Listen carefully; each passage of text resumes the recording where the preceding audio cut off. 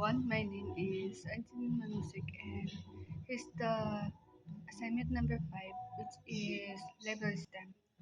After niya mag-run is fill in the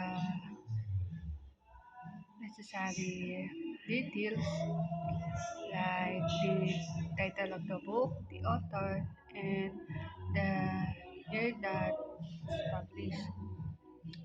Then after that, click the button, then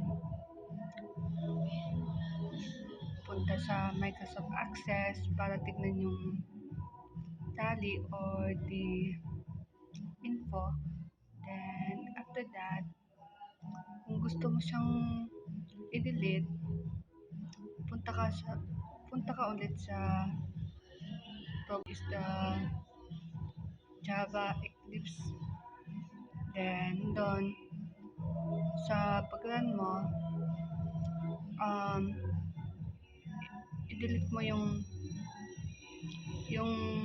want mong part or the title of that you want to delete, and then save it, and pagkatapos nun automatic na lang siya madidelete sa Microsoft Access.